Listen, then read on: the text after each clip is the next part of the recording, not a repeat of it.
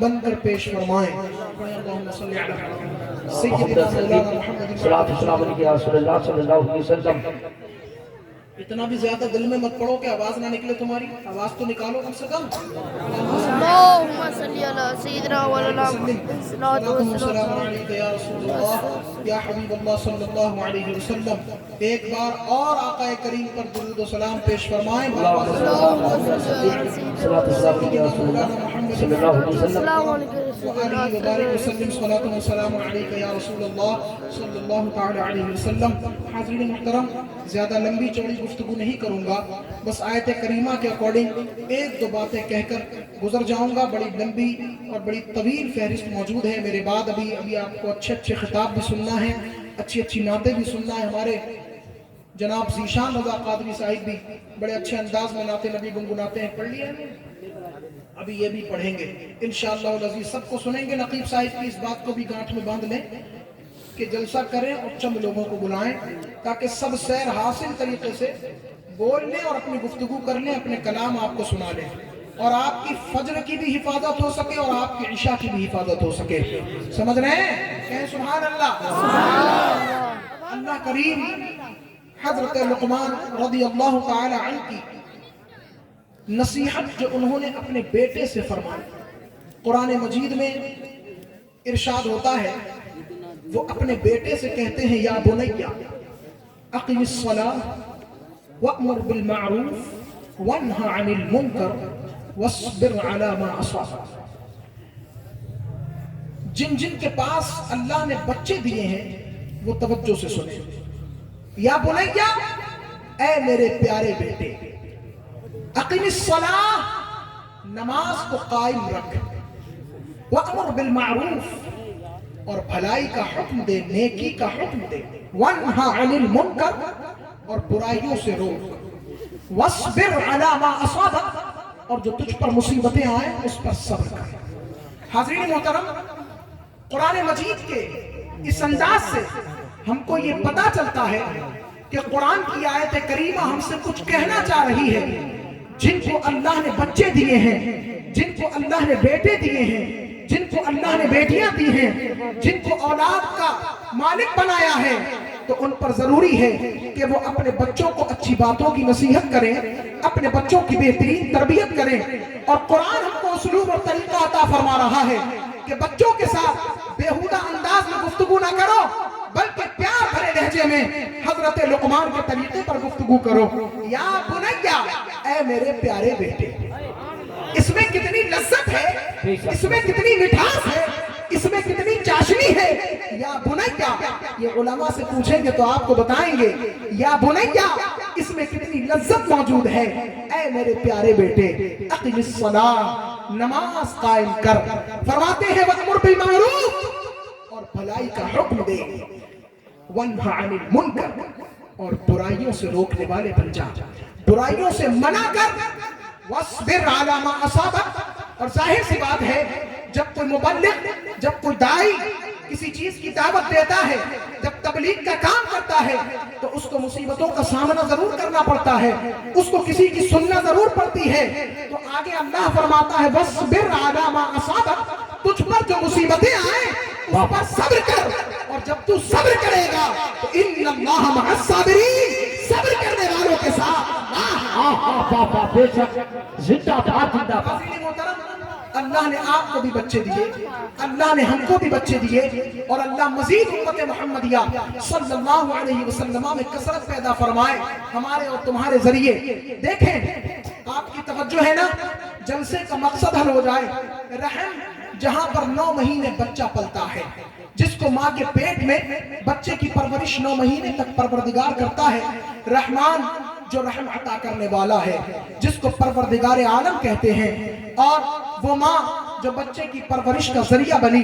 मैं चाहता हूँ कि मुआशरे से टच होकर के कुछ गुफ्तगू करूँ और आप कुछ कुरान पाक के इन अच्छे पहलुओं को अपने साथ बांध कर ले जाएं और एक दो बातों पर जरूर अमल करने की कोशिश करें। आज सब चीजों پر دھیان ہے، لیکن اگر کسی چیز پر توجہ نہیں ہے تو ہمیں اپنے بچوں کی تربیت پر توجہ نہیں ہے، اپنے بچے کی تعلیم پر توجہ نہیں ہے، اپنے بچے کی ایجوکیشن پر توجہ نہیں ہے۔ عزیزان ملت اسلامیہ، تو بچے کو یہ تعلیم عطا فرمائی کہ جہاں رب العزت کا ذکر کرے، فرمایا اللہ کی عبادت کے ساتھ، فرمایا ماں باپ کے ساتھ حسن سلوک کرو، ماں باپ کے ساتھ اچھا برتاؤ کرو، ماں باپ کے ساتھ صحیح طور پر پیش آؤ۔ عزیزان ملت اسلامیہ، فرمایا گیا کہ جب وہ بوڑھے ہو جائیں تو ان کے سامنے اپنے بازوؤں کو جھکا کے چلو، خبردار ان سے اف نہ کرنا اور ان کے لیے دعائیں کرنا۔ دعا کیا کرنا ہے؟ یہ تعلیم بھی ہمیں قرآن نے ارشاد فرمائی، رب ارحمہما کما ربیانی صغیرا، اے اللہ ہمارے ماں باپ پر اس طرح رحم فرما۔ یہ بچے کو دعا کرنا ہے کہ جیسے انہوں نے بچپن میں ہمارے لیے دعائیں، جیسے ہمارے بچپن میں انہوں نے ہم پر رحم کیا، اے اللہ ہمارے ماں باپ پر اس طرح رحم فرما جیسے بچپنے میں انہوں نے ہمارے اوپر رحم فرمایا۔ میں اہل اسٹیج کی توجہ چاہوں گا، حضرت مولانا سلیمان صاحب اور جناب ذیشان صاحب، جناب سلیم صاحب، یہاں پر رب العزت اس دعا کے اندر بچپن کی تعلیم کو یاد کیوں کرا رہا ہے؟ یہاں بچپن کیوں یاد کرا رہا ہے؟ اس دعا کے اندر وہ باتیں کیوں پیش کی گئی کہ جس میں لوگوں کو بچپنا یاد آ جائے؟ جانتے ہیں اس کی وجہ کیا ہے؟ اس کی وجہ یہ ہے کہ بچپنا یاد اس لیے دلایا جا رہا ہے تاکہ آپ یاد کر سکیں کہ ہم جب بچے تھے تو ہمارے ماں باپ نے ہمارے لیے جو تکلیفیں اٹھائی ہیں، ماں باپ کے لیے بھی ہمیں وہی تکلیفیں اٹھانا ہے۔ عزیزان ملت اسلامیہ، ہم جب بچہ تھے تو چل نہیں پاتے تھے، ماں باپ نے چلنا سکھایا، کھا نہیں پاتے تھے، ماں باپ نے کھانا سکھایا، بول نہیں پاتے تھے، ان کے ہونٹوں کا سہارا لے کر بولنا سیکھے۔ جب ہم نجاست کر دیتے تھے تو وہ رویا نہیں کرتے تھے، وہ غصہ نہیں ہوتے تھے، بلکہ محبتوں کے ساتھ نجاست کو صاف کر دیا کرتے تھے، دھو دیا کرتے تھے۔ عزیزان ملت اسلامیہ، جب ہم بیہودہ اور بے وقوفی والی باتیں کیا کرتے تھے تو ہمارے ماں باپ مسکرا دیا کرتے تھے، خوش ہو جایا کرتے تھے۔ جب ان پر ایسا وقت آ جائے، سنو کان کھول کر، جب وہ اتنے بوڑھے ہو جائیں کہ جب وہ چل نہ سکیں تو تمہاری ذمہ داری ہے تم ان کو چلنا سکھاؤ۔ جب وہ اتنے بوڑھے ہو جائیں کہ وہ کھا نہ سکیں تو تمہاری اور ہماری ذمہ داری ہے کہ ہم ان کے منہ میں اپنے ہاتھ سے لقمہ ڈالیں۔ اور جب وہ اتنے بوڑھے ہو جائیں کہ اپنی نجاست خود صاف نہ کر سکیں تو غصہ مت کرو، بلکہ ان کی نجاست کو مسکراتے ہوئے صاف کر دو۔ اس لیے یہ حق تمہیں ادا کرنا ہے، اس کے لیے تمہارے ماں باپ کا حق ہے تمہارے اوپر۔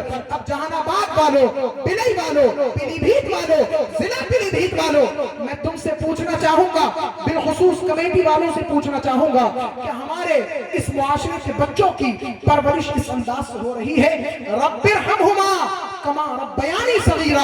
اس انداز سے ہمارے بچوں کو یہ انداز پیش کیا جا رہا ہے کہ ہمارے بچوں کے اندر قرآن کی یہ آیات معجزن ہو رہی ہیں، کہ ہمارے بچوں کے ذہنوں میں، اس معاشرے کے نوجوانوں کے دلوں میں قرآن کی یہ آیات موجود ہیں۔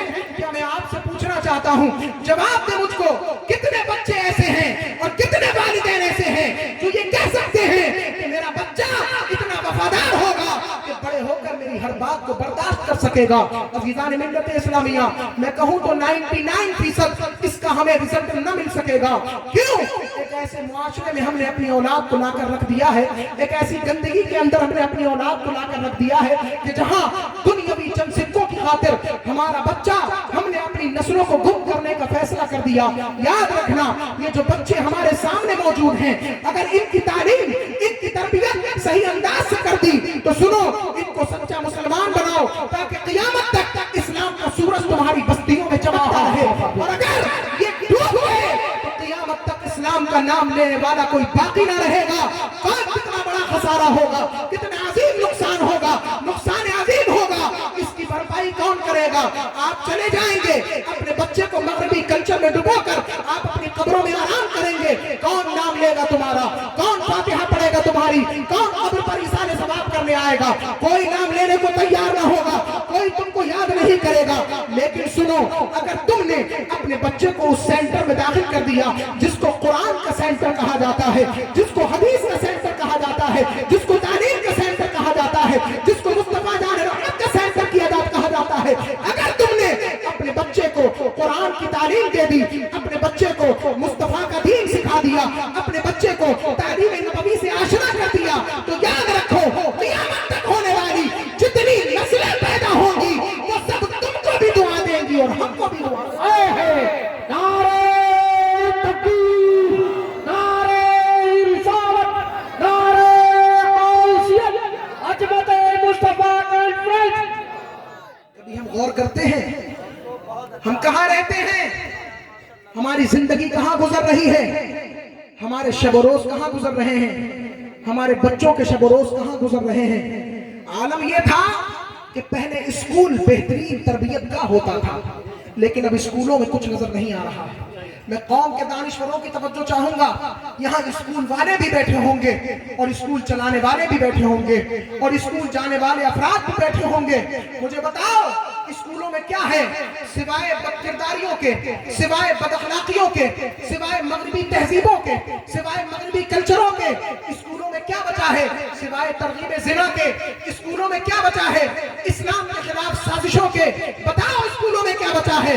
اب جب اسکول سے بچہ واپس آتا ہے, میں یہ نہیں کہتا کہ اپنے بچوں کو اسکولوں کی تعلیم نہ دو, بالکل اسکولوں کی تعلیم دو, کالج کی تعلیم دو, یونیورسٹی کی تعلیم دو, لیکن سنو جب تمہارا بچہ اپنے اسکول سے گھر واپس آتا ہے, راستے میں بازار پڑتی ہے, راستے میں چوراہا پڑتا ہے, راستے میں دکانیں پڑتی ہیں, راستے میں بیہودہ لوگوں سے گزرتے ہوئے گھر آنا پڑتا ہے, وہ بازار جس کی مذمت سید عالم نے 1400 سال پہلے فرمائی تھی. سنو آقا کریم نے کیا فرمایا. سرکار فرماتے ہیں کہ روئے زمین پر زمین کا سب سے بہترین حصہ مسجدیں ہیں اور سب سے برا حصہ بازاریں ہیں. عزیزان ملت اسلامیہ, وہ بازار جس کی مذمت سید عالم کرتے ہوں, اب اسکول بھی زہریلا ہے, بازار بھی زہریلا ہے, دکانیں بھی زہریلی ہیں. گھر بچا تھا ایک کہ جہاں پر اپنا بچہ ایمان بچا سکتا تھا, لیکن گھروں کا عالم یہ ہے کہ گھروں میں ٹی ویاں موجود ہیں, گھروں میں موبائل موجود ہیں, گھروں میں بوفر موجود ہے, گھروں میں عجیب و غریب آئٹم موجود ہیں.